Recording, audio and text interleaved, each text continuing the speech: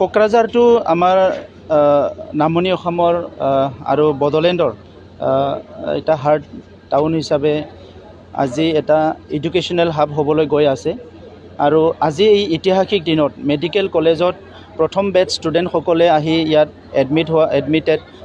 Admission লোৱাৰ লগতে আজি ক্লাছ আৰম্ভ হ'বলৈ যিটো শপত গ্ৰহণ কৰিলে এই কাৰ্যসূচীৰ পিছত আমি ক'বলৈ পাৰোঁ যে কোকৰাঝাৰখনৰ এডুকেশ্যনেল যিটো চিনাৰিঅ' এইটো বহুত চেঞ্জ হৈ গ'ল।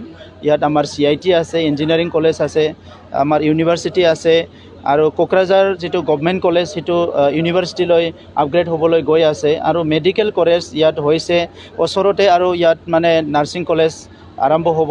চ' এই গোটেই যি ডেভেলপমেণ্ট সেইটো চাবলৈ গ'লে লাহেকৈ কোকৰাঝাৰখন লোৱাৰ আছামত বা পশ্চিম অসমত বড়োলেণ্ডত এটা এডুকেশ্যনেল হাব হ'বলৈ বহুতখিনি আগবাঢ়ি গ'ল।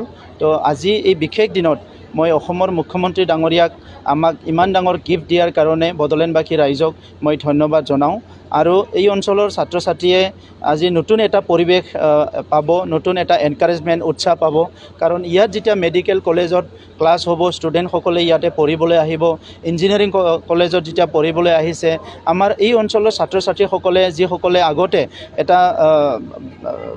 এটা পৰিৱেশত থাকি তেখেতসকলে ভাল সপোন দেখিবলৈ সুযোগ পোৱা নাছিলে, সেইসকলে ভাল সপোন দেখিবলৈ সুযোগ পাব আৰু নিজৰ জীৱনটোত এটা আশা, ডাঙৰ এটা আশা যিটো পুহি ৰাখিছিলে এইটো কেতিয়াবা বাস্তৱত ৰূপায়ণ হ'ব, তেনেকুৱা এটা চিন্তা আজি তেখেতসকলৰ মনলৈ আহিব। তো সেইকাৰণে আজিৰ দিনটো আমাৰ ঐতিহাসিক দিন। মই সকলো ছাত্ৰ ছাত্ৰী ফাৰ্ষ্ট বেটছৰ ছাত্ৰ ছাত্ৰীক মোৰ তৰফৰ পৰা কংগ্ৰেচুলেশ্যন জনাইছোঁ আৰু বেষ্ট অফ লাক দিছোঁ তেখেতসকলক। লগতে গাৰ্জেনসকলকো মই দীৰ্ঘদিনীয়া যিটো তেখেতসকলৰ এটা পৰিশ্ৰম নিজৰ সন্তানক ডক্টৰ হিচাপে চোৱাৰ কাৰণে এইটো আজি এটা ষ্টেপ তেখেতসকলৰ সফল হ'ল, ইয়াৰ কাৰণে মই তেখেতসকললৈ কংগ্ৰেচুলেশ্যন জনাইছোঁ। আৰু ফাৰ্ষ্ট যিটো আমাৰ টীম ইয়াত প্ৰিন্সিপালকে লৈ পেলাই ফেকাল্টিৰ যিটো team, officials, non teaching staff, সকলো টীমক মই কংগ্ৰেচুলেশ্যন জনাইছোঁ আৰু বেষ্ট অফ লাক দিছোঁ যে এই জাৰ্ণিটো যাতে তেখেতসকলৰ সফল হয়। আৰু আমি সদায় আছোঁ ইয়াত, পলিটিকেলেই হওক না ছ'চিয়েলেই হওক, সকলো শ্ৰেণীৰ ৰাইজ আৰু সকলো শ্ৰেণীৰ কৰ্মকৰ্তা, বিভিন্ন শ্ৰেণীত কাম কৰি থকা মানুহ আমি সকলো আছোঁ। এনি পৰিৱেশ, এনি চিটুৱেশ্যন আমি সকলো থিয় দিম আৰু মই ঈশ্বৰক প্ৰাৰ্থনা কৰোঁ যে বড়োলেণ্ডখনত যি শান্তি আহিছে এইটো যাতে চিৰদিনৰ কাৰণে এইটো স্থায়ীভাৱে থাকে আৰু বড়োলেণ্ডখন যাতে আগুৱাই যায়, ইয়াৰ কাৰণে মই ঈশ্বৰৰ ওচৰত প্ৰাৰ্থনা কৰিছোঁ। এইটো BJP এলায়েন্স পাৰ্টি নহয়, এইটো বিধায়িনী দলৰ মিটিং, সকলো MLA থাকিব তাত, গতিকে আমিও থাকিম, চবেই থাকিব, MP সকলো থাকিব। মুখ্যমন্ত্ৰীৰ দায়িত্ব লোৱাৰ পিছত তেখেতে MLA সকলৰ লগত কিছুমান চিৰিয়াছলি ডিছকাশ্যনত তেখেতে নিজে এটেণ্ড কৰে কাৰণ অসমখন তেখেতে যিটো টীম আছাম কৰি নেতৃত্ব দি আছে আৰু তেখেতৰ যিটো ভিজন ভাৰতবৰ্ষৰ ভিতৰত অসমখন উন্নত ৰাজ্য হিচাপে গঢ় দিয়া, এই প্ৰচেছত, এই প্ৰক্ৰিয়াত তেখেতৰ সকলো সতীৰ্থ মন্ত্ৰী মানে সপ্তাহে কেবিনেট কৰা আৰু MLA সকলকো বছৰত এবাৰ দুবাৰকৈ 3বাৰলৈকে মানে অৰিয়েণ্টেশ্যন দিয়া, বিভিন্ন ইছ্যুক লৈ পেলাই চিৰিয়াছলি আলোচনা কৰা, এইবিলাক নতুন এটা ৰাজনীতিক এটা পৰিৱৰ্তন, ৰাজনীতি চিন্তাধাৰাত এটা নতুন পৰিৱৰ্তন, নতুন কালচাৰ মুখ্যমন্ত্ৰী ডাঙৰীয়াই আনিছে। আগৰ সময়ত তেনেকুৱা মিটিংবিলাক হোৱা নাছিলে, কোনো অৰিয়েণ্টেশ্যন প্ৰগ্ৰাম বা বিভিন্ন বিষয়বিলাকক লৈ পেলাই গভৰ্ণমেণ্ট ডিপাৰ্টমেণ্টবিলাকক লৈ পেলাই MLA সকলক অৱগত কৰা তেনেকুৱা বহুত বেছি নাছিলে এছেম্বলিৰ বাহিৰে। কিন্তু ডক্টৰ হিমন্ত বিশ্ব শৰ্মা ডাঙৰীয়া দায়িত্ব লোৱাৰ পিছত কোনো এজনকে বাদ দি পেলাই তেখেতে চৰকাৰ চলাব বিচৰা নাই।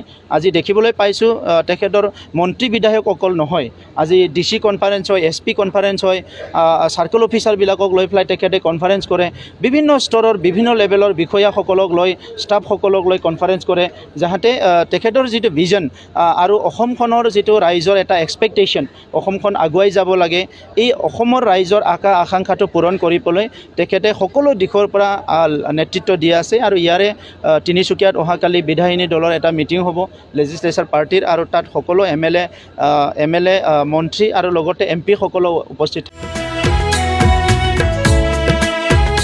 नोंथाङा गावनि फेभरेट श' नायनायाव स्ल' इन्टारनेट स्पिडनि थाखाय बानायफैबाय नामा? गोजोननि नोगोर क'क्राझाराव नोंथांमोननि थाखाय आर'नाइ टेक्न'लजिसआ लाबोदों high speed fibre optic broadband plans. मात्र 399 रां पार मानावनो नोंथांमोना आनइन्टाराप्टेड स्ट्रीमिंग, गेमिंग, आपल'ड, डाउनल'ड आरो ब्राउजिं खालामनो हागोन। आबुङै मिथिनो थाखाय गाहायाव होनाय वेबसाइटआव नायनो हागोन आरो नैबे जानबुं नम्बराव जगाजग खालामनो हागोन। जानबुं नङा जाबाय 8812989283 नङाब्ला 8099554827।